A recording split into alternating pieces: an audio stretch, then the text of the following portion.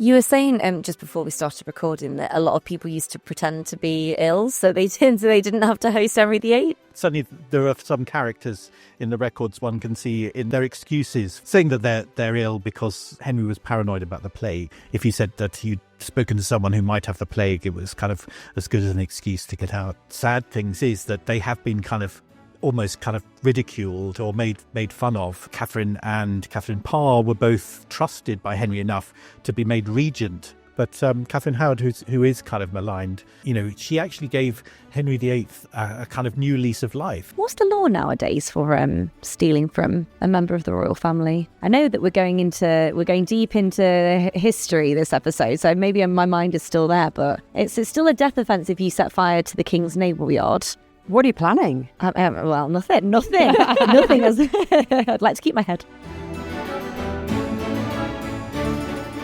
Hello and welcome to the latest episode of a Right Roll podcast with me, Andrea. And me, Emmy. In this episode, we're getting very historical as we dive into two eras of royal history. Yes, first up, we're heading into the scheming world of the Tudors as we discuss the TV sensation that's got everyone talking, Wolf Hall, The Mirror and the Light, with Historic Royal Palace's Head of Research, Professor Anthony Musson. Then we're fast forward into an early 20th century Christmas at Windsor Castle. This time, a beautiful 100-year-old doll's house belonging to Queen Mary takes centre stage. So we're going to be talking all about that. We're also finding out how the Tudors did the festive season. So from Tudor feasting to the newly unveiled decorations at Windsor Castle, this one is a Yuletide feast for anyone who loves a bit of history or has already unpacked their Christmas tree. That's you. That's me. Yeah. So grab your tea or something mulled and join us for a journey through time. And of course, there's always time to talk about royal news, so let's unwrap some chatter, shall we? Well, I know just the person to help us with that. Welcome to the podcast, Hello's Royal Editor, Emily Nash.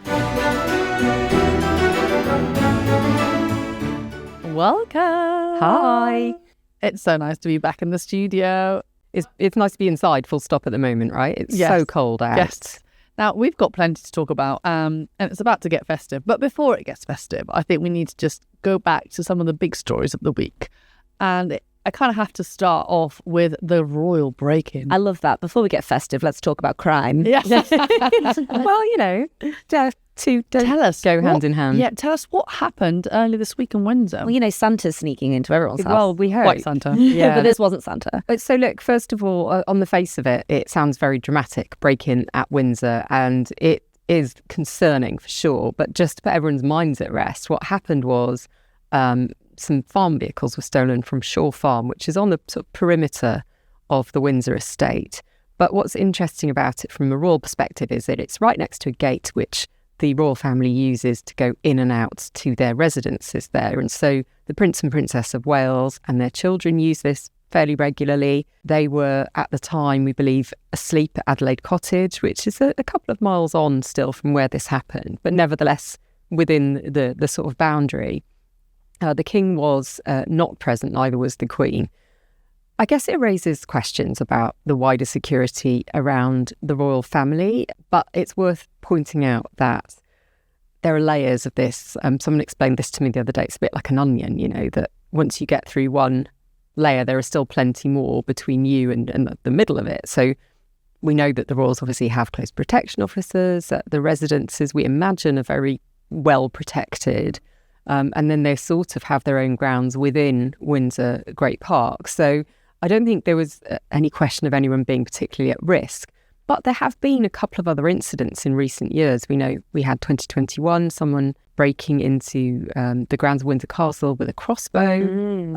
And in fact, just earlier this year, there was another incident where someone was detained under the Mental Health Act and found close to the King's apartments, according to reports. So things like this do obviously raise questions, but in short, no panic. Yeah, no man breaking into the Queen's bedroom. No Michael Fagan scenario. Yeah, classic The Crown moment. Yeah, or the BFG, if we remember, the BFG and Sophie in Roald Dahl's book. Yes. Hopped in through her window. That's true. So it's a bit different, but, thankfully no one was hurt.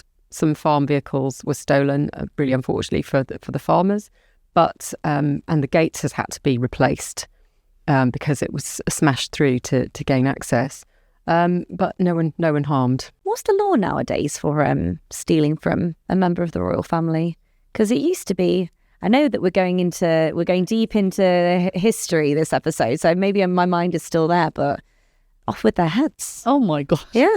Yeah. I think it's still technically, it's still a death offence if you set fire to the King's naval yard.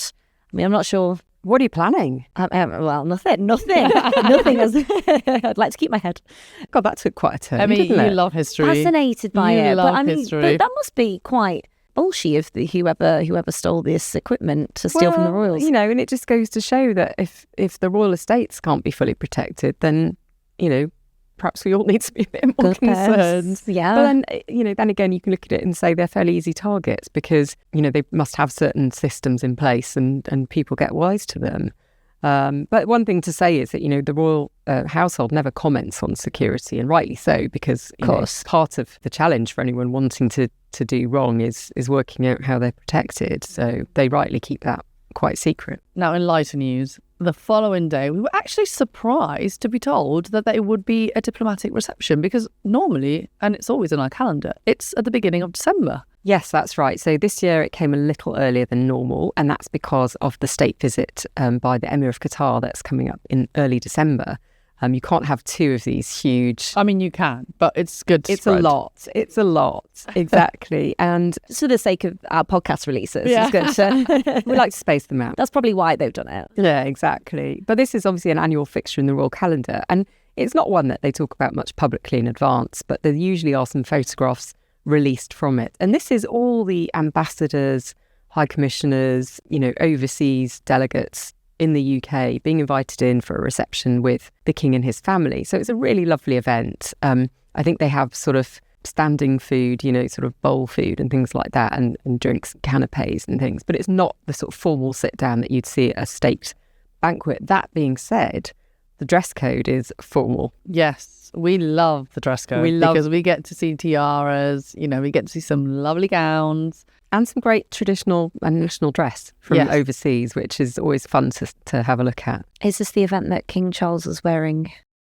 Some fancy trousers. his Well, attire. you know, with your love of history, Emily, I thought you'd appreciate this. I can't wait. Can't wait to did- hear more about He it. did crack out a pair of coronation breeches, which he didn't, in fact, wear for his coronation. I think there was a lot of deliberation over whether or not that was the right image to send out at a modern coronation. But they did get an airing. Just the furs and the velvets and the clothes. yeah, exactly. You know, you have to sort of moderate these things. And the Stone of Destiny. Yeah, we keep it light. Yeah, but breeches is where you're crossing the line. Yeah, Too exactly. much, far too much. But breeches and a garter with the garter motto on it, "Honi soit qui mal y pense," which is "Shame on he who thinks ill of it," I believe, round his calf. So quite that was a lot of information in a few seconds. Quite a Shame striking of who thinks ill of of it. what's it? That's for another episode. the breeches? This is the very ancient motto of the Order of Garter, which we won't go into right now because that's a whole other episode. But essentially, he went quite old school in his dress. Camilla looked absolutely glorious, Stunning. Thankfully, The tiara. We have back to from mention her period of ill health and looking very well. Dog passing And away. her dog Beth passed away, which is really very sad. Yeah. She was diagnosed with an unsurvivable tumour, and so they had to make the very sad decision to have her put down. So she's had a difficult couple of weeks. Yeah. So it was great to see her looking really gorgeous in this the aquamarine ribbon tiara, which was one of the late queens. And she had some matching necklace and earrings to go with it, and a lovely dress by Fiona Clare. No, so she had never worn that. she But hadn't. Duchess of Edinburgh had on two occasions. Really? Two royal weddings. I love that. The Luxembourg royal wedding, and is it Princess Madeleine of Sweden's, I think?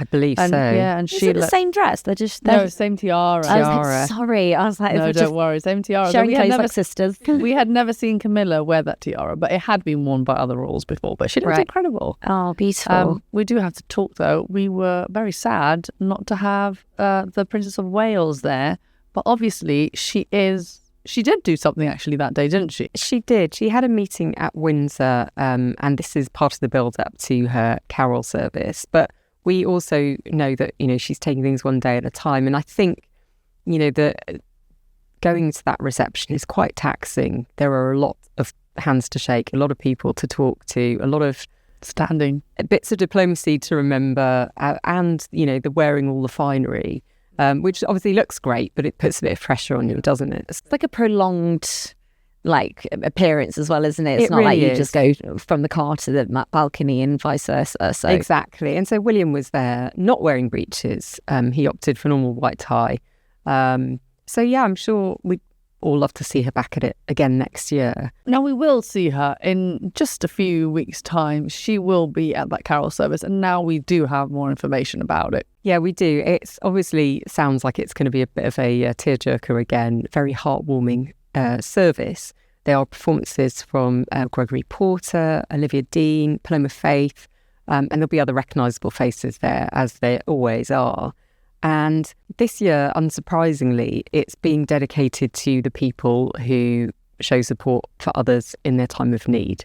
And that's obviously something that's going to really resonate with Kate this year and with the wider royal family. is this the same service that last year was sort of Kate's last appearance before she... Yes. Wow, so it's a real sort of full circle moment after a really difficult year for her. That's right. So this was her last sort of... it's not a solo event at all, but it's something that she is obviously spearheading. And as Andrea said, she did join the family on Christmas Day for the walk from church at Sandringham.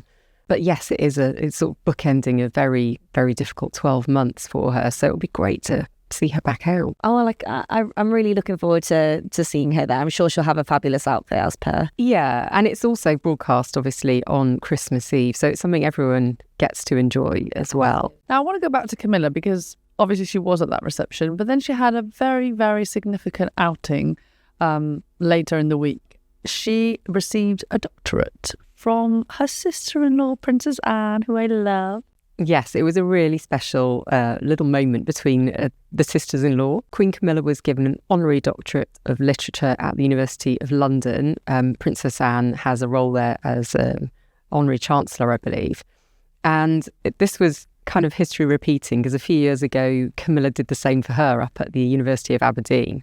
And, this is in recognition of the Queen's work to boost and promote literacy, all her work with various literary charities, Book Trust, Book Aid, all of these organisations she has promoted over the years. And we know what a passion she has for it. So it's really nice to see that. And there was a very touching moment, apparently, when they were about to walk into the hall, and Camilla gestured for Anne to go in first, and Anne insisted, that actually as Queen she probably ought to go first. She knows protocol very well. She knows protocol and insists on it, clearly. It was a test and Camilla passed. Yeah, I think I'll be, reminding my own sisters of this. I'm quite excited because our friend of the podcast, Sabrina Cohen-Hatton, had a reunion with William this week as well. Did, in Newport. So William was there to see more of the work of his Homewards initiative, and to launch a kind of an assessment, a study into how to tackle women's homelessness.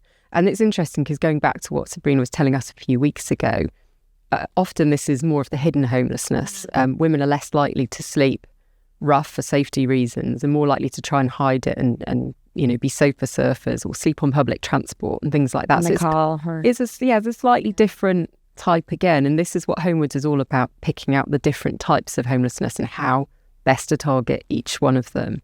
So great to see them in action. We'd love to have her back at some point to tell us about it. And our listeners should check out that episode if they haven't yet, because it's really, really moving. Yeah, it is, isn't it, Andrea? Yes, I actually was. I am working. I wanted to go back because William said a very heartbreaking sentence while he was out. I think he was talking to someone in Newport, and they were talking about how someone had lost their mum or their sister or something. And he actually said, I could not cope with what you've been through. And I just thought that was... Been through more than most people in her short life so far. And going back to what we discussed in that previous episode, he does really have that empathy with people who've been bereaved and experienced trauma themselves. And I think that certainly the comments from this young woman who's called Rebecca were very much along the lines of how much that had given her a boost and really made her appreciate the journey she's been through and made it all worthwhile to have that kind of recognition. Because it's all about, recognising the individual, I think, isn't it? And taking them away from that sort of dehumanising part of their history. Now, we had a really cool outing without you. So sorry. Oh, we're circling back to so actually I'm glad you guys had a nice time in Windsor when you went to visit, but also, are you guys a suspect in the recent Windsor theft? In the breakup? No. Yeah, you both had motive and opportunity. No, I have an alibi, ironclad. And we were fully cleared by security. We didn't bring anything home. Yeah, when you drove back in your stolen tractor. No. Which is parked outside. But yes, I know that you both went to see the Christmas decor, shall we say? That's right. So the annual Christmas decoration setup. The thing that we did last year, Emily. Thing we did last year, I know. Next year you can go without me if you need to. New combination. We'll just keep. Hey, we need you there, Em. You're the expert. But how was it, ladies? Did you have a good time? It was really beautiful, wasn't it? It's always really special to go in there and to see it, especially after dark when we were there with all the lights on, felt quite magical. It was very intimate, wasn't it? It was. I loved it. And surprisingly, well, not surprisingly, I don't know, people might think that it's cold in there. It's not cold. Like, it was cold outside, and I kept thinking, oh my God, it's so nice and warm in here. And it's a really big castle. Hard to heat. I was very surprised that it was actually nice and warm. I don't know. I loved it. This is such a cost of living crisis kind of conversation, isn't it? Like, God, the heating in there must have cost a fortune. Well, all that being said, though, the lights are all LED on the trees. They're all timed to go off. They're all timed. They have a remote. They don't leave them on during the night or when they were only there, and we were told because we were there. Otherwise, they would not be on. I think they said that to everyone. I felt special though for a second. I've heard talk of a very beautiful special doll's house. Yes, so this is the offering this year, which is new for this year. It's not a new offering at all. Queen Mary's Doll's House has been in existence now for 100 years. So to celebrate the centenary, it has been decorated for Christmas for the first time. And visitors to Windsor Castle can go and see this around the year. But if you go over the next couple of months, you're going to see it transformed. Emmy, you don't know how incredible the items are. What were they like? They are actual real working items, most of them. Like, they have like real Cartier clocks that actually work. I'm telling you, they have the tiny sewing machine with a pair of scissors that works. The tiny scissors actually cut paper, and the needle is threaded. It's just extraordinary. Do you think anyone's ever played with it, or do you think it's just? We asked. You'll have to watch the video to find out. Okay. You'll have to watch the video. We asked a lot of questions. I think we're giving too much away. Oh, you're right. I think it's time for people to listen to or watch what happened at Windsor. Definitely go to YouTube. You need to watch this video. It's got details of the little miniature items I've been talking about. You want to see it. Okay, well, let's watch or listen to the clip here, shall we? Welcome to Windsor Castle, where we're about to get a sneak preview of this year's incredible Christmas decorations. Andrea and I are going to take you inside, but first of all, take a look at this beautiful garland up the staircase, leading us in and setting the theme. Let's go. We're with Kathryn Jones, who's Senior Curator of Decorative Art at the Royal Collection Trust. Kathryn, thank you so much for joining us. Can you tell us a bit about this magnificent tree behind us? Yes, this has just been brought into the castle. So this is our 20-foot Nordman fir tree, and it's come from Windsor Home Park. It's still alive, it's a living tree. So during its time here, it'll be watered carefully. And then after Christmas, it will be replanted in the home park. Brilliant, very sustainable. What made it stand out from other trees?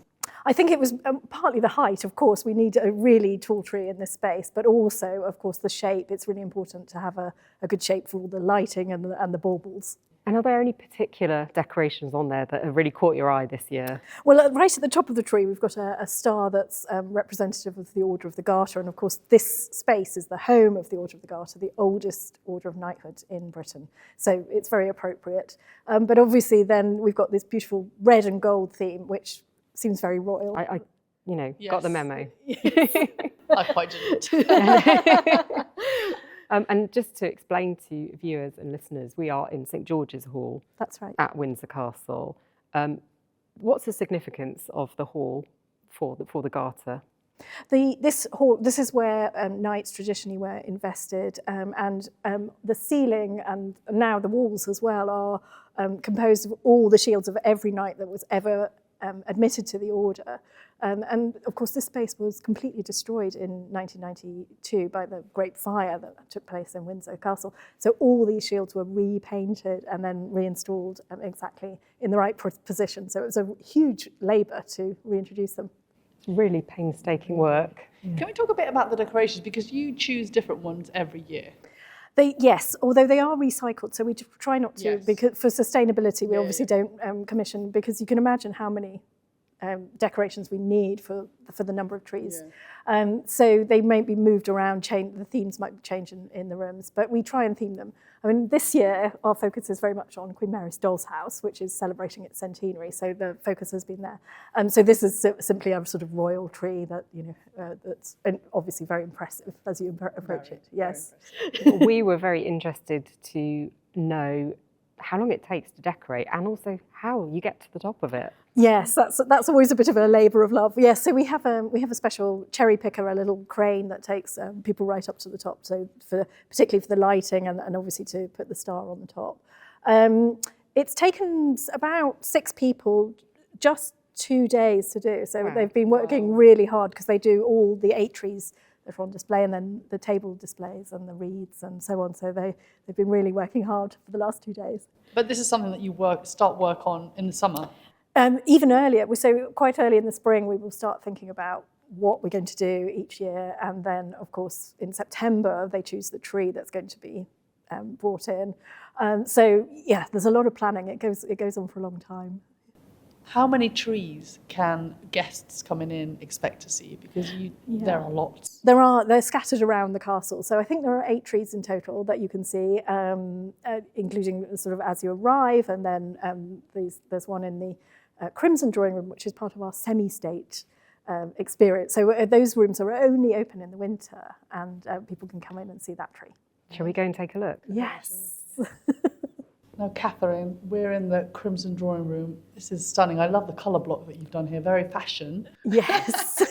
Yeah, and obviously, strong red theme here, so to match the room and the red and gold in here. I love the purple touches, I have to say. Yes, I think that was all done by the team of decorators who are very good at sort of sorting out the colours and working out what they're going to do. I do have to ask, though, there is a lovely, lovely doll at the very top. What's the significance of the doll? I think that was a nod to the Victorian tradition of the idea of having an angel or a fairy at the top of the tree. So, yes, that's been specially made for Windsor.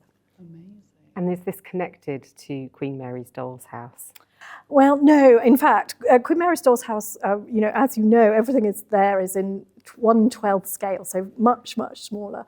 And we had a specially made Christmas tree this year especially for the Doll's House. Although I did work out if you scaled it up to its full scale, it would be the same size as the tree we've just seen in St George's Hall. Yeah, so it would have been about 18 feet tall. But it's really charming, and he's made the gentleman who's made it for us, who works often on the. He produces the flowers for His Majesty. He created this fantastic tree that looks very much like a 1920s Christmas tree. I'm not sure how he's done it, but it's really well achieved. He handmade all the tiny candles on it, so they're real candle wax, but he's used gold wire instead of a wick, obviously, so you can't actually burn them. Thank goodness. That could end really badly. And he's added little tiny glass baubles, but those are actually beads from a necklace that he found that he's managed to. So it really looks amazing. And then he's added little wreaths around the banisters in the house. So creative. This is the second tallest tree in the palace. Yes. And how tall is it? This one's about 15 feet, so much smaller than the other one, but still quite impressive. Very impressive. Yes. I want to hear more about the miniature trees and decorations. Tell us a bit about why this year is so special when it comes to the Doll's House. Queen Mary's Doll's House is 100 years old this year, so we've been celebrating for the whole year the centenary of this amazing gift that was given to Queen Mary, the wife of King George V. And it was really a gift from the nation. So the idea was that it was intended to be a sort of showcase of British craftsmanship, and it people really lavish so much care and attention on everything that's in that doll's house. It's extraordinary, the level of detail they went to. But it's never had any Christmas decorations before. There are some crackers in the house, but those are made for Easter, amazingly, so a very different tradition. So it's really exciting, actually, to put in a Christmas tree for the first time and, you know, celebrate Christmas with the house. Where is it normally kept, that house? Like, it's here? It's always here.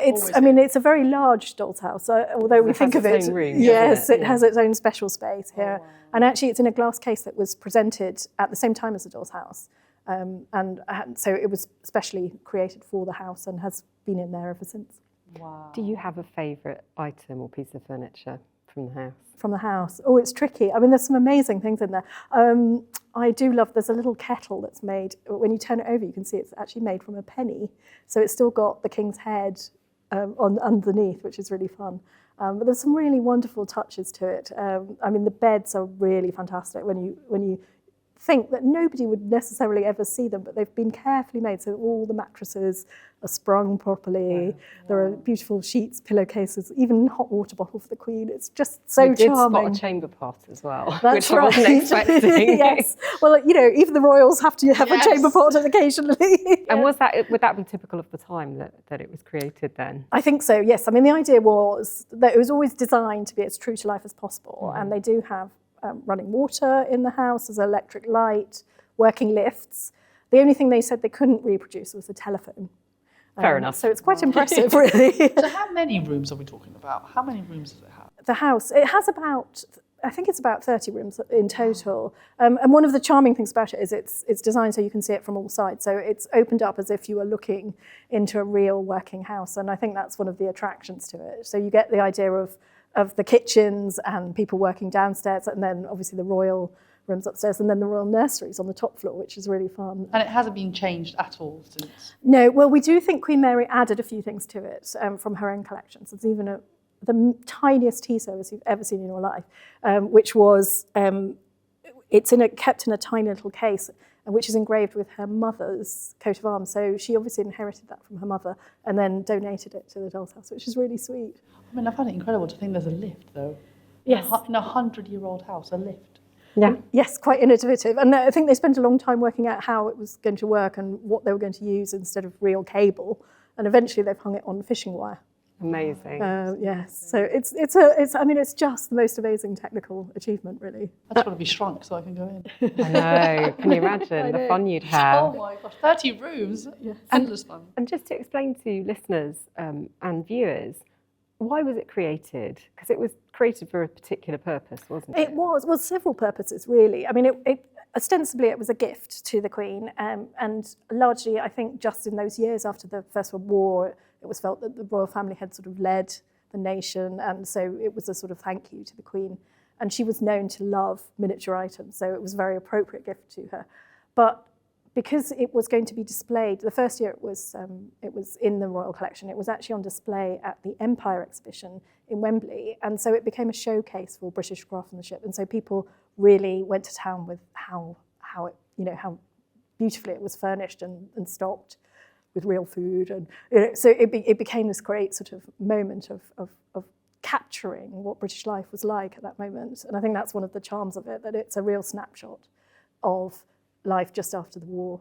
And then, of course, it was transferred here to Windsor, and it's just become a great visitor attraction. Has anyone ever been able to play with it? Not in that sense, I don't think. I mean, Queen Mary was, of course, an adult when it was presented to her, and I think the objects are quite fragile. So, and the case it's in is kept air conditioned and so on. So, yes, it doesn't get played with as a toy like that. Has anyone added more miniature, like? Yes. So this year, in fact, the Queen Camilla has commissioned a set of new books to match the ones in the library, and they're extraordinary. I mean, so many contemporary authors, and then they were carefully bound by art bookbinders, and they're just exquisite objects.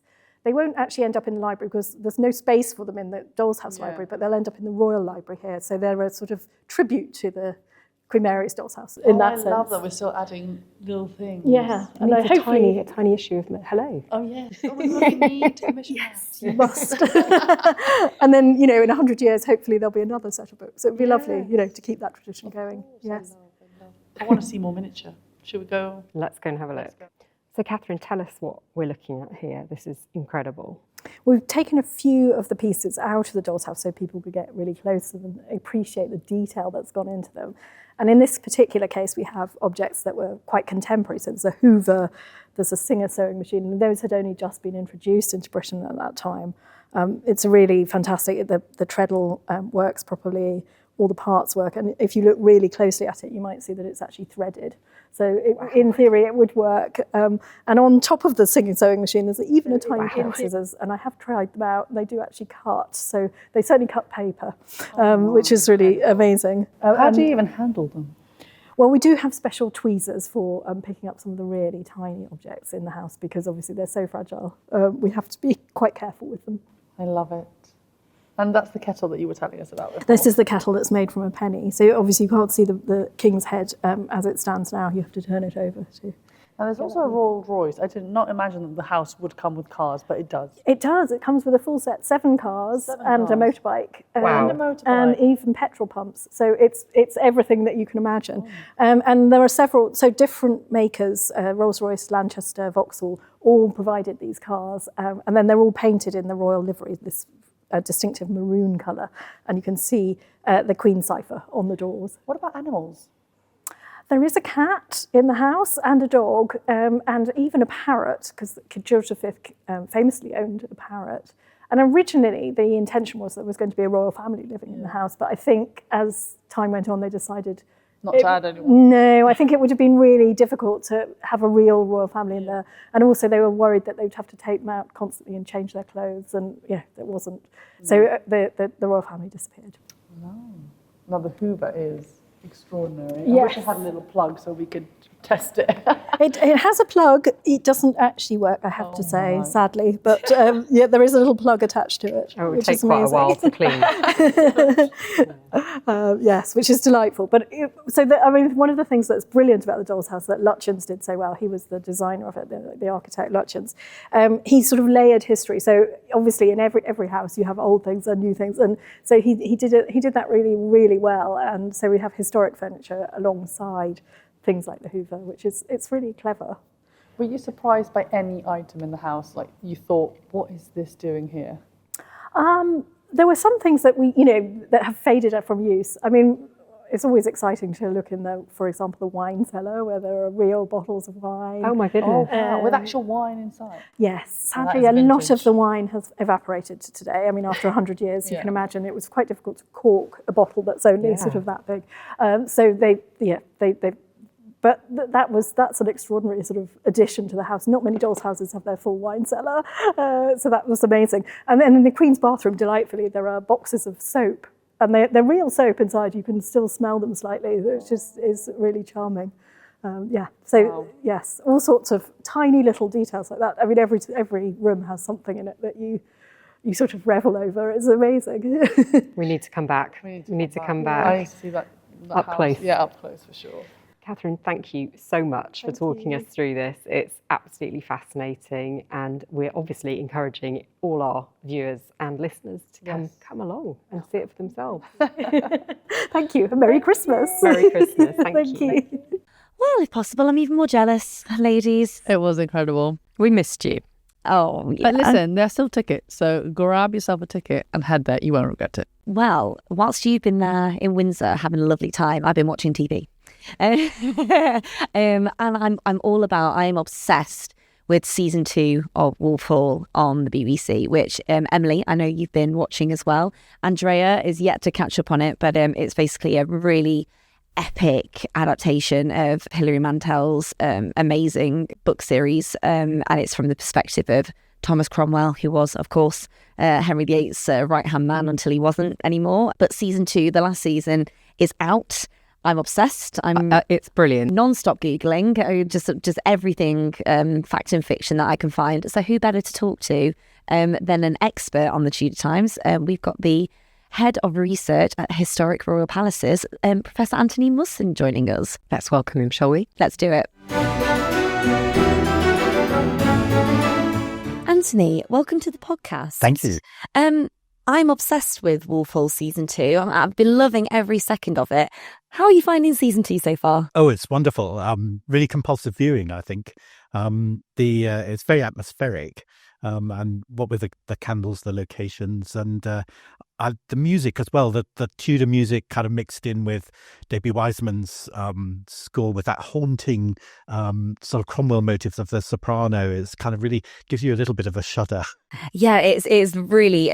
You're so right with atmospheric. It's just so watchable as well. Even when it's just like a long shot of Mark Rylance's face. He's amazing, isn't he? Like, I think he's getting the Emmys, surely, all the Emmys and the Golden Globes. I have to ask, for the viewers like me who don't know much about Wolf Hall, what is it about? Yeah. And why is it so good? Andrea is the me of this episode, Anthony, would you like to give a synopsis?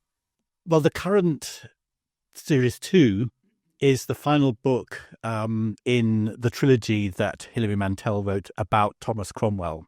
There was a previous series of which 2 of the books were then concertinaed into that.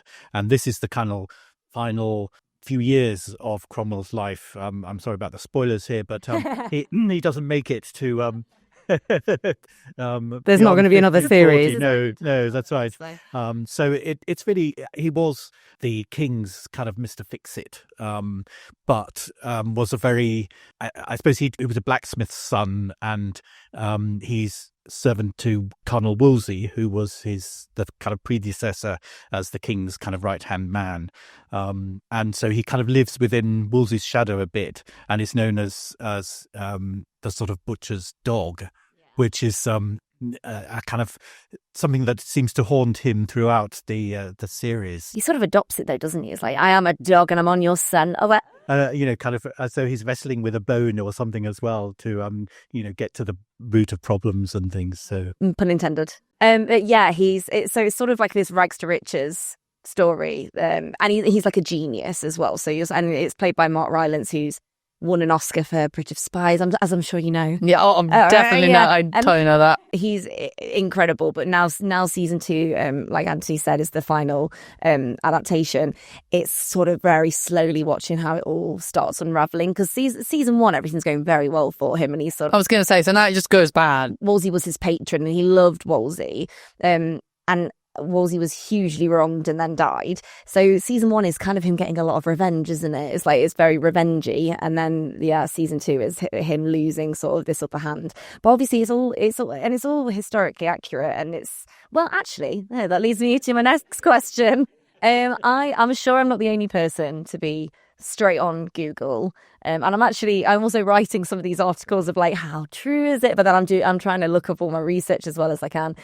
But you're the expert, Anthony. What are we talking here? How accurate would you say the portrayals are? A lot of it is very accurate. I'm down to the dialogue that's kind of put in the king's mouth. We start off. Anne Boleyn has just been beheaded, and he marries kind of the same day. This is season 2. So season 1 is like him marrying Anne Boleyn, and then she falls from grace and she gets the chop. And he's on to Jane Seymour, isn't he? He marries Jane Seymour kind of as soon as Anne's head is lying on the floor. So her blood's still warm. Yes. It's 11 days after she gets executed. Yeah, which is just insane. Well, he actually is married secretly, and then there's the formal marriage after that. So it is, yeah. No, I didn't. Oh, it's like Harry and Meghan's secret ceremony. He was saying same day, and then Oh yeah, no. This is where my Googling. This is why I need to know from an expert. It's put into the king's mouth the words something like, "I've come out of hell into heaven to be with Jane now from the sort of cursed time that he had with Anne." So it's he was very good at moving on, wasn't he? Oh yes, I mean, kind of straight. I'm there. just baffled that he actually convinced more women, because like you're seeing what happens to the others. You kind of get a hint. I don't think they have an awful lot of choice if he decides he likes them. He tends to kind of, he sort of grooms them. I mean, this is awful to say, but they tend to be his like previous hypnotised. wives, ladies in waiting. So he kind of obviously sees them. Wow. Is attracted to them, and then kind of flirts a bit, and then sees them behind afterwards, and gets makes their acquaintance. So it's all a little bit So glad things have changed in the palace. But there are still, and not in the palace, should we just make that clear? But there are still men in society like that, unfortunately. And so it's really interesting to see it being played out through this very well-known historical figure. And especially as he is so much older than them generally as well. Certainly by the end, I mean, Catherine Howard, his fifth wife, is a mere sort of 17 when he's in his... I think this would be very problematic in the modern age, wouldn't it? Yeah, he'd be cancelled. So can you tell us what life was like in the Tudor court? I think in 3 words, it was busy, dangerous, and fun. Oh, wow. I was not expecting that third word. Yes, I mean, it was highly structured. There was a lot of... there were ordinances as to where they should be and what they should do. It was structured around religious services. Meal times had to be within certain kind of periods.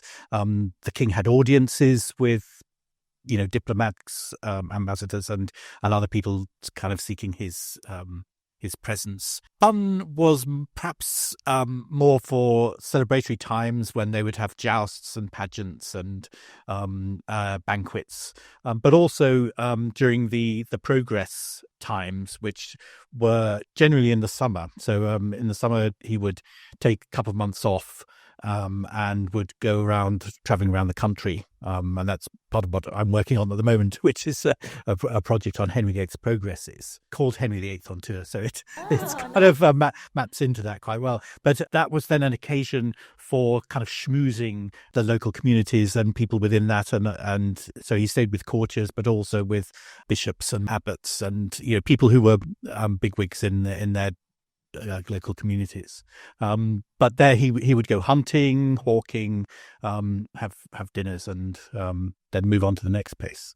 You were saying just before we started recording that a lot of people used to pretend to be ill, so they didn't have to host Henry VIII. I don't know about a lot of people. I mean, certainly there are some characters in the records one can see in their excuses for either not coming to court or for not hosting him or being saying that they're ill because Henry was paranoid about the plague, and if he said that he'd spoken to someone who might have the plague, it was kind of as good as an excuse to get out. But why wouldn't they want to host him?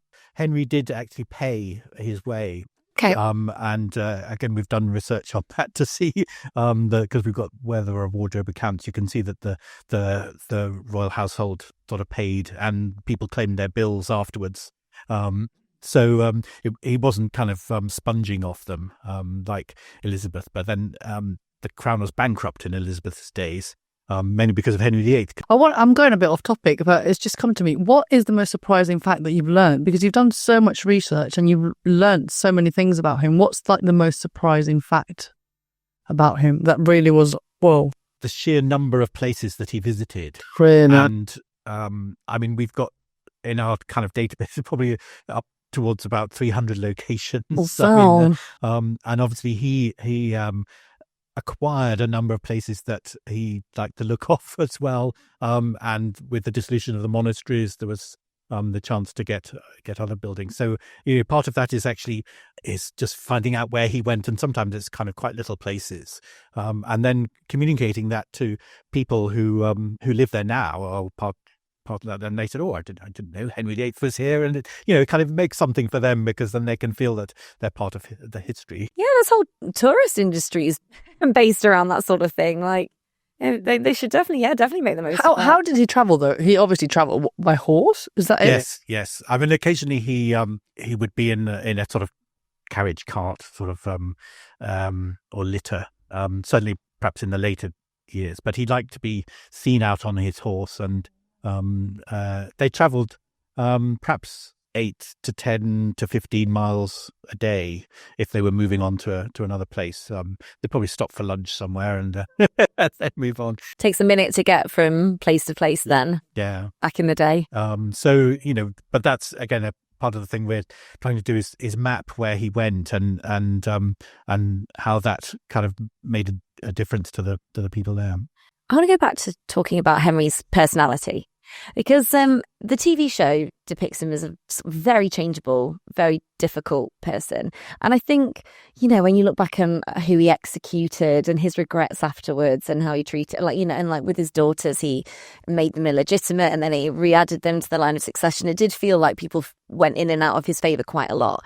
But how much of that is real? Because I imagine the records at the time would have just depicted him as like a wonderful person, because no one would dare scribble anything otherwise. It goes back to the dangerous. Right? So how do we know what he was like? We get a lot of that sense of what he's like from the reports of the ambassadors. They show it warts and all, as it were. So we get an idea of, in the episode, they talk about Chapuis, who's the kind of the Emperor Charles V's ambassador to the court, who's kind of a wily so-and-so. But he reports, for instance, that Henry VIII, when he was talking to him about banishing Anne Boleyn and about the Pope excommunicating him, he says that he gets greatly nettled, which I presume means, he was kind of annoyed, became a bit prickly. Throwing his toys up. Yes.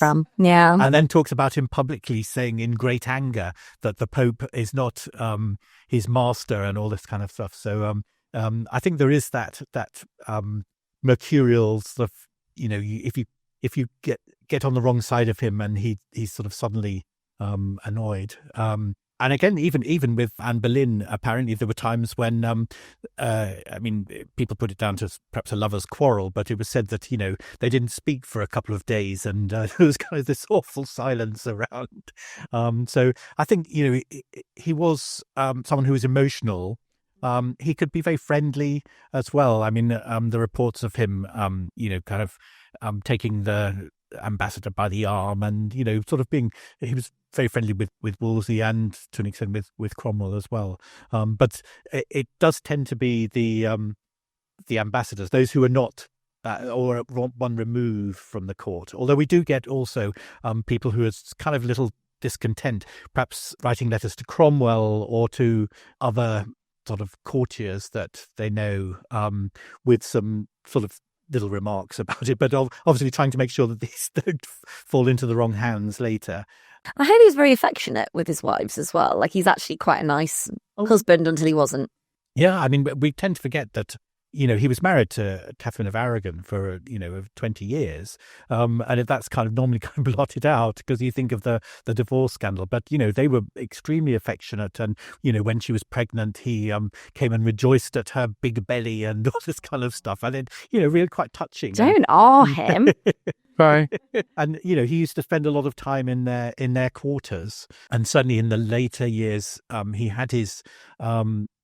when he was restructuring some of the royal palaces, particularly Hampton Court and others, he'd make sure that there was a secret room that he could, passageway that he could then get into the Queen's apartments, sort of undetected, or some of the places outside of London that he had manners there. He'd put an extra kind of spiral staircase up the back, so he could have a secret rendezvous. Oh, interesting. What about him as a dad? Oh, God. He seemed to have a kind of bit of a love-hate relationship with Mary. It seems that she really admired him, and I think she took a lot of his kind of ways into her own reign later. But he was very affectionate with her. Until he wasn't. Until he wasn't, yes, and then back again. So I think that kind of ebbed and flowed. But we don't know so much about how he was with Edward and Elizabeth, but I think he was fairly affectionate with them. His illegitimate son, Henry Fitzroy, who was his kind of, as it were, his firstborn, illegitimate, he was very affectionate with him, and he actually kind of proclaimed him, sort of outed him as illegitimate, but gave him public respectability, made him Duke of Richmond, and was, possibly was going to make him his heir.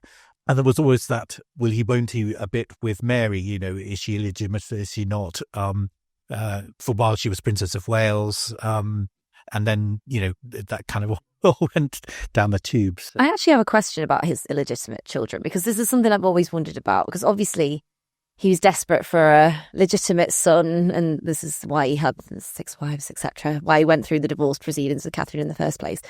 Why didn't he just marry the mother of one of his sons, like Mary Boleyn? Why didn't he just marry? But Mary he was Boleyn? still born out of wedlock. No, Yeah, but I mean, if he married her afterwards, then surely that legitimizes. He was already married to Kathryn Yeah, at that time, even if he then rebuked or repudiated his marriage to Kathryn at a later date. And I think they weren't well connected enough for him to kind of acknowledge them. That I think that's Right. the problem. If they had been, sort of better titled, then maybe. But I think it was important to him to be seen to be having the right kind of. Did you know that he had 2 children with Anne Boleyn's sister? look, I'm not going to lie. I know nothing about this man. I'm very ashamed to say history was just not my subject at school. I just couldn't get my head around it. But I'm learning a lot. Let's talk about his wives again for a second, because I feel like that's what we all love learning about at school and all the rest of it. Yeah. It's everyone's favourite topic. So, obviously, divorced, beheaded, died, divorced, beheaded, survived. Throughout history, it feels like, especially his earlier wives, not so much Catherine Parr, or not Jane Seymour, but the rest of them all end up having quite negative depictions of them. You know, like Anne Boleyn was sort of seen to be an incestuous witch. Catherine's, virginity was called into question when she was married to Henry's brother. Then you've got Catherine Howard, who was accused of having affairs. You know, the list goes on. Anne of Cleves, just ugly. Just like, that's why he divorced her, because he just didn't think she was attractive. Not as billed, I think, was the... Yeah. Yeah, what was it? I like her not. How much of that would you say is propaganda and actually sort of rests on Henry VIII himself? And how much of it was real? Because I think it's sort of widely accepted that Anne Boleyn didn't commit the crime she was executed for. But yeah, what do you think? No, I think it is Tudor propaganda and post propaganda. And I think a lot of it is also the kind of cult of the personality. Everyone's interested in the juicy bits and what they sort of sensational aspects of it. And people forget, as I said, about, Catherine of Aragon have been, married to him happily for a number of years. The great love story of him and Anne Boleyn before all this other business. I think one of the sad things is that they have been almost ridiculed or made fun of. And one of the things, again, with this project, we're looking at the queens and queenship and trying to look at their autonomy and agency that they had themselves. Particularly Catherine and Catherine Parr were both trusted by Henry enough to be made regent in his absence when he went to France for war. We know that they took quite a lot of interest in their own lands and in the kind of duties and responsibilities of queenship, as well as being clever people. So and I think even although she was fairly naive, Catherine Howard actually tried to fulfil the duties of a queen, and they all tried. They rallied round Elizabeth and Edward and Mary as well, trying to make them kind of feel wanted and part of a family. Catherine Parr particularly did that very, very well, but Catherine Howard, who is kind of maligned, she actually gave Henry VIII a kind of new lease of life. He went on an exercise, he got up early and did exercises. He went on a new diet. Such a stereotype. And it was as though he'd kind of had injections of Viagra, because he was suddenly everyone noticed this kind of new. She obviously gave him some kind of Genetic yes. Clearly that didn't last, but clearly she had an effect on him, and in a good way, because he was suddenly happy, and actually each of the marriages, perhaps apart from poor old Anne of Cleves, who wasn't stupid either. I mean, she actually probably did the best out of all of this. She nailed it, because she got a really good settlement with her divorce. She became known as the king's beloved sister, and she was given precedence. It was a kind of a fiction to give her precedence after the queen and the king's children. So she was the foremost woman in the realm underneath them. Just think about it though. Like, divorced, you got a huge house. Several You're alive. huge houses, like a yearly budget. You don't have to live with a You don't have to. You quite don't have unstable husband. To, yeah, you don't have to go with Henry. And your head's still intact. Your head's still intact, and everyone loves you. It's like she's nailed it. I wonder how she got that. She did very well. You know, and she even learned English so that she could probably hear what was being said about her. No, but Probably best just to stick to the German. Hindsight. but you know, she amazing, and she lived on. She outlived Henry, obviously. Oh, she must have been happy about that. So, yeah. I did want to ask about Anne of Cleves because the show is obviously Jane Seymour, bless her, is not long for this world. But I read, so I'm not sure this is true, that obviously the history sort of sees it that Henry just did not find her attractive and was not happy about the marriage. And obviously that is kind of a very key thing in the fall of Cromwell. It's a big part of it. But I read that there was also something about Henry disguising himself to surprise his new bride. Anne of Cleves, she didn't know who he was and just immediately rebuked him because she was sort of horrified that this random stranger was trying on with her while she was here to meet the king. And that's why he decided he didn't like her, because she, gave him the brush off the first time they ever met. Anthony, is that true? Certainly in part. I mean, he goes. She's come over from Cleves, a really long journey, several months worth. Came over from Calais to Dover, and then travelled from Canterbury to Rochester. This new palace that had been made there, and she's there on New Year's Day, and the king thinks it's going to be a bit of a wheeze to kind of go down there in disguise. It's the season of sort of disguisings and mummings. So it's kind of as if they are local sort of bumpkins or whatever who've dressed up, and so he wants to kind of have a kind of sneak preview of what she looks like, but he goes there in disguise, comes in, but he obviously either expects her to recognize him for what he is, or to be, sort of gracious enough to. But I think it must have shocked her actually that this, because they look. They're just got, kind of rough individuals who've sort of come in off the street, but also, she was due to meet him in a couple of days' time at Blackheath, just outside Greenwich, and so she was probably kind of thinking, right, that's I'll get myself organised for that, and so was probably off guard, off duty, as it were, and certainly not expecting the king. And when he says is the king, and maybe he wasn't what she expected. She may have thought, a younger man, less overweight, whatever. So I think the probably two elements there. Pretty bad blind date all in all, isn't it? I mean, she was perhaps plainer than he was used to in terms of the girls he normally was attracted to.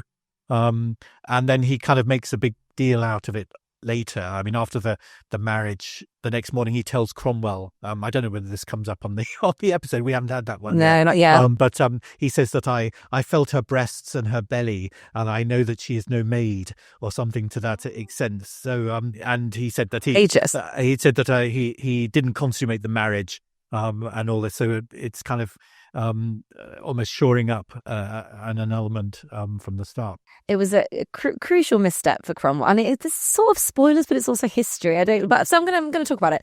So that, among several other things, there's a religious element, isn't there? And there's a bit, but basically, essentially, Cromwell is executed. But I've also read that Henry VIII really bitterly regretted killing Cromwell almost immediately. What can you tell us about that?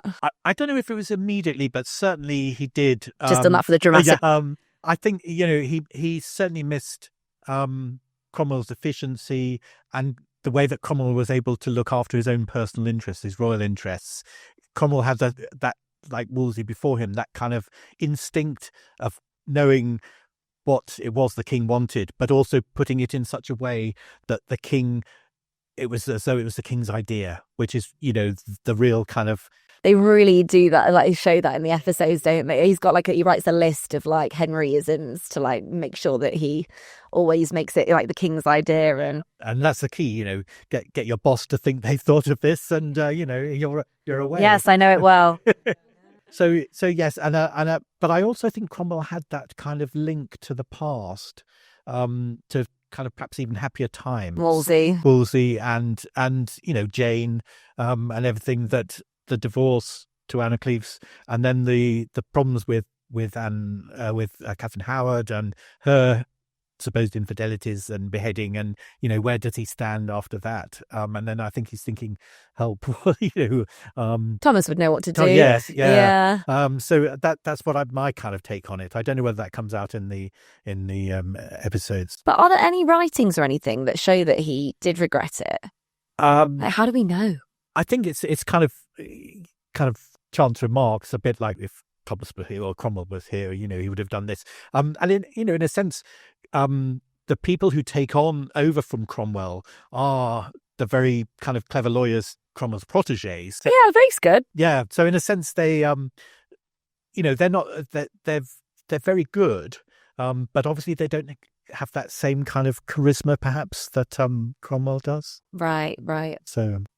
Let's talk about the costumes a little bit. I don't really know about this. I'm not a costume expert or anything, but I've seen on Twitter just like lots of side-by-side pictures of the actors in the costumes versus like portraits, and it looks incredibly accurate to me. How close to the mark do you think the show has got it? I'm not a costume expert, but I think actually they seem to have kind of nailed it. As you say, we do have in the records from the Royal Wardrobe accounts really detailed orders to the tailors from the kings and queens as to what clothes they want, and this goes into the measurements, the style, the type of cloth, and the embroidery and everything else with it. So it is kind of possible to recreate that, which is presumably what they've done. And also we obviously have the pictures and things as well.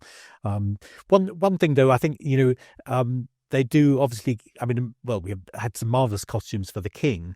I was thinking that Cromwell is always kind of portrayed in black, and that's almost as though he's the kind of the sort of demon, or sort of very, very serious. But I was looking through an inventory of his own kind of household, and he actually had had a green coat, an orange coat, a purple satin doublet, and things like that. So he's actually had that sounds very jaunty. Yes. But that's never kind of brought out. He's always this kind of stern and dour, very serious figure.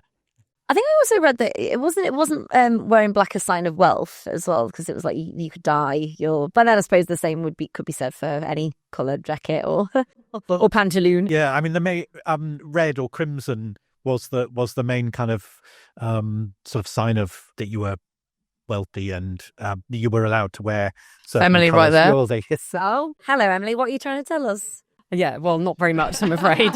Sorry to disappoint you. Yeah.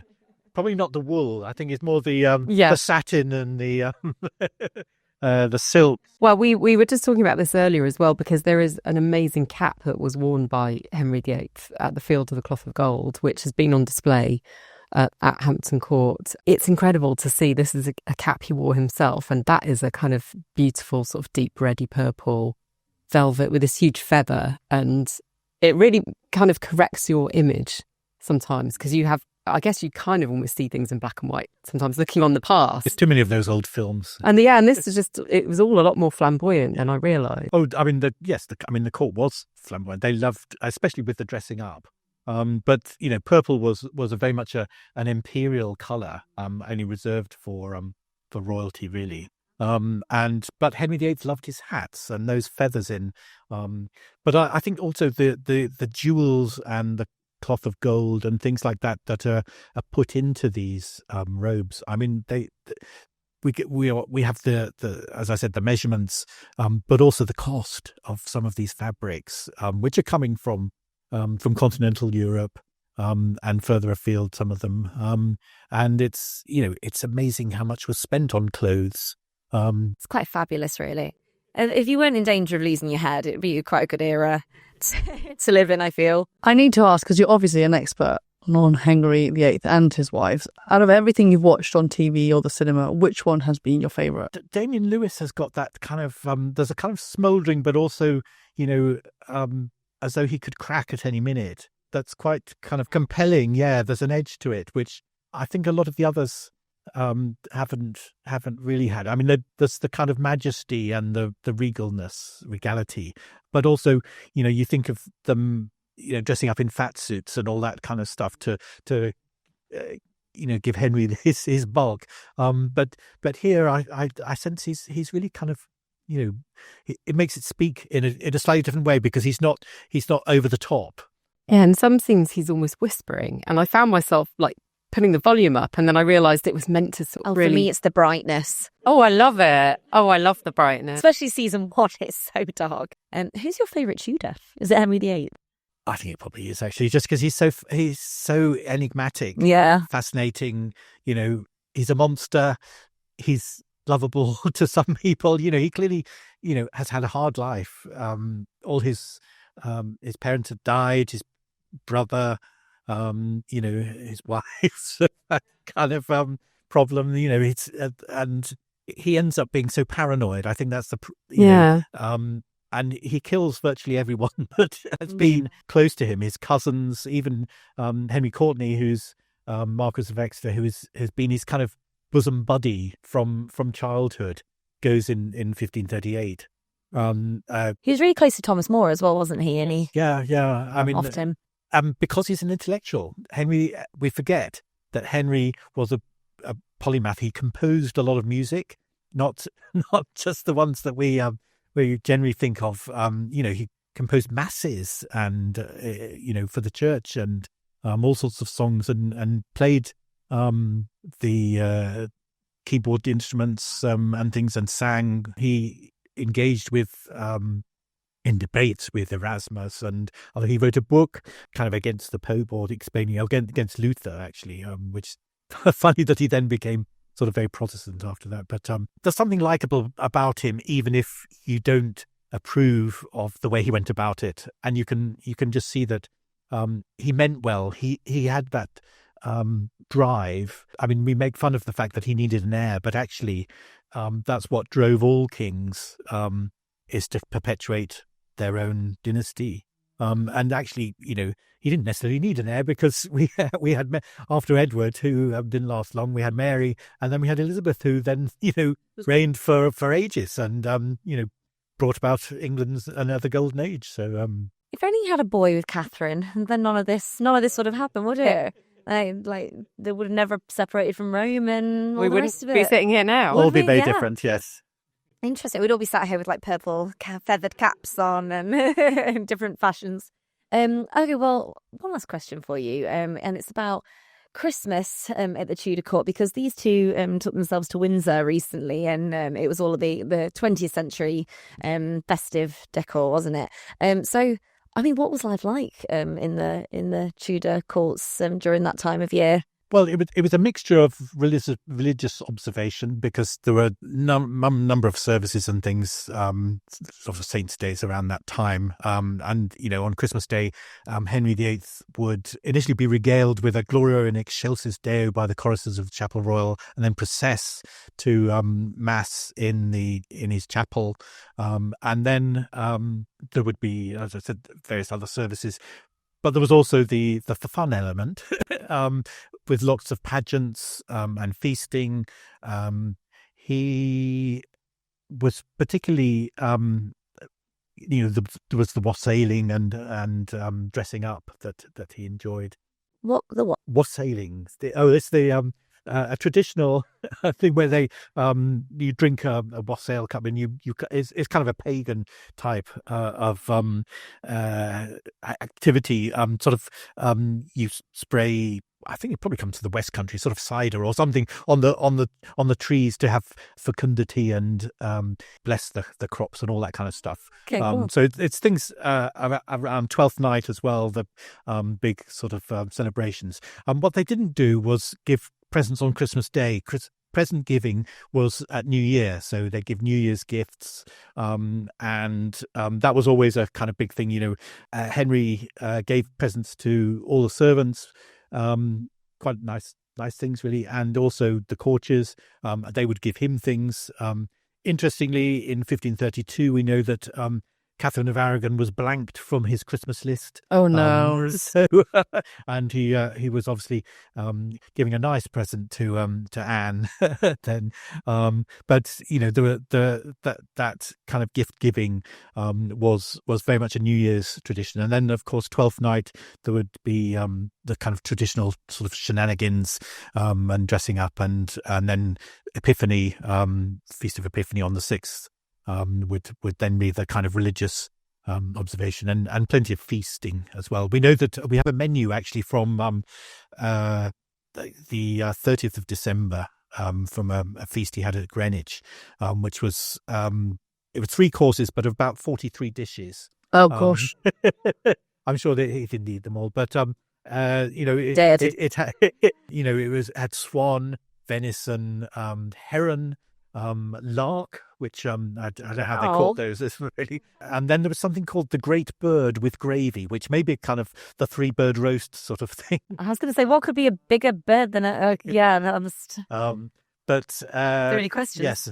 But he also enjoyed his puddings as well. We know that he liked sort of quince tart and clotted cream, things that clearly Christmas was fun as well as the religious observations. And we actually know that there were some years when it was very wintry. The Thames froze over in 1517, I think, and 1536. So in that period when we've just had episode 1 and 2, we have records showing that he went and had a snowball fight with his courtiers around near Greenwich, because he normally had Christmas at Greenwich, although he sometimes went to Windsor and Eltham and Richmond, his other palaces earlier on. But he had this snowball fight with his cousin Henry Courtenay and other lords, and it was probably open to the public as well, who probably saw this spectacle, because we know there's a payment to some young lad who lent Henry Courtenay his cap, so it was kind of obviously a fun thing to see the king suddenly having this snowball fight. So yeah, I mean, Christmas was obviously fun. I really want to ask you as well. This season 2 has a lot of like illegitimate children coming out of the woodwork. So Cromwell goes and visits Wolsey's daughter, who's called Dorothea in the show. I think her name's Dorothy in the history books, who's a sister in a monastery. And then also Thomas Cromwell is also faced with his own illegitimate daughter, who's called Jenike, I believe, in the show. How much of this is true? I mean, were these women real? Are they who they are being depicted as in the series? And and obviously the show also depicts Thomas being heartbroken when he's sort of rejected by Wolsey's daughter, who sort of accuses him of betraying her father. What can you tell us about it? Because I've been so sad about it. He's just like crying in the hallway. Honestly, I was thinking about it for like a week. That is such an amazing scene. It's so powerful, and Mark Rylance does it. Just because he rarely shows emotion, and then he's just there crouching himself crying. Oh, that is kind of Hilary Mantel's imaginative, sort of historical imagination, I think. And we do know that Wolsey had actually at least 3 illegitimate children. By me. And Cromwell, we know, because he'd pledged to Thomas Wolsey that he would look after his children, he tries to find her. But I don't think, as far as we know, that he actually went and visited her. He certainly didn't propose marriage to her. And I think if I was her, I'd be like, yeah. I think it's just that he's shocked, wasn't she? He was kind of, he was seeing his way out of the whole, you want to marry Princess Mary thing, yeah. Because there was a rule that those under the age of 24 who hadn't professed their vows as a nun or a monk had to leave the monastery. This was when they were all thinking about the dissolution, and some of the houses were kind of looking at their who should stay on. He actually had the law changed, as it were, lowering the age to 20, which meant because she was possibly 22, 23, that would then mean that she could stay on at Shaftesbury and be able to get a pension. Right. And we know that also he paid a pension for her later, so that it kept her sort of maintained. So he did look after her. It wasn't probably quite as that, but I mean, the dramatic license. So when she says there is no faith or truth in Cromwell, that's literary. Yeah. Thank God, honestly. that honestly, Emmy's been living this. Honestly, no. It's just. Have you seen the episode? It's devastating. The poor, because he loved Wolsey. So I'm glad that's not true. And then Cromwell's own daughter as well. Yes, he had a daughter who he recognised and came to live in his house. He made her come and live in his house, so that she probably wanted to try and marry her off to someone, but he's all about those marriages. Yes. But because she wasn't kind of from he couldn't kind of acknowledge the family so much. She lived in his house. She may have been a servant or someone who was kind of part of the household. The interesting thing in the episode we've just had about where the rumor of Mary and Cromwell is interesting, because he was actually very affectionate and warm to her in his letters. We have surviving letters, both sides, and we know that they were both kind of playing games because she wanted to get back in, and he wanted to preserve her and make sure she was all right, but also had to do the king's sort of bidding. So again, he was trying to put words into her mouth so that she could get back in. But there's this kind of room because of their, I suppose, the warmth of their correspondence, which he kind of gives away, doesn't he, to his friends, sort of.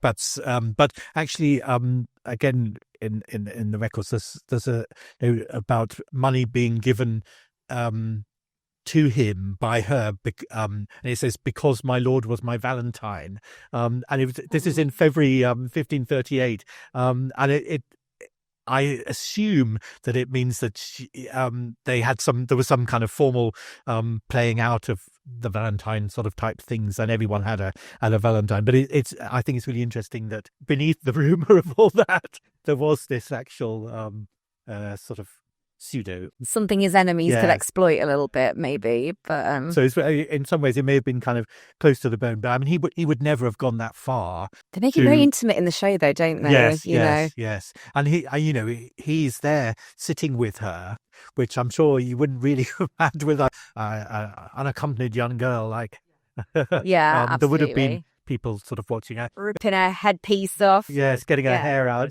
Well, Andrea asked a question earlier about Henry's relationship with his children, and obviously in Wolf Hall Series 2 at the start. So Mary sort of gets saved by Cromwell here, but there was a real moment there where Henry was really considering executing her because she was refusing to acknowledge him as head of the Church of England. Okay. So he was going to. Got it. In the episode, it's very strongly insinuated that he wants her dead. Quite a classic dad-daughter. Yeah, classic. Yeah, classic we've all been there. Is that true? Would he have gone that far? I don't think he would. I mean, mind you, you never very know. Unpopular. No, I think it's just that in the moment of it, and also making his point that he is not beholden to the Pope or anyone else. He is the king. What he says goes. And I think if it's his daughter, then us parents, we threaten a lot, but then we don't really go ahead with it. Amazing. I think that's all my questions, ladies. Yeah, it's been really fascinating. Thank you so much for coming in. Loved it.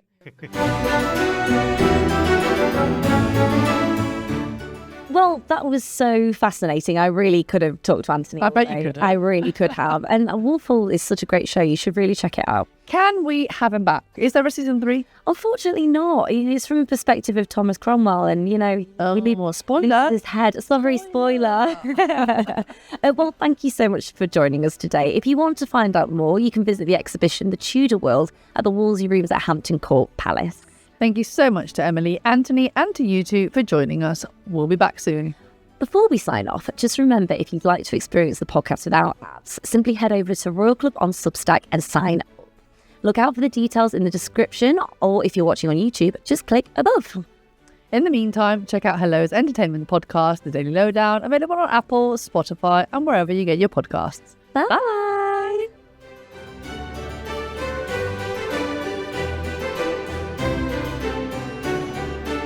you.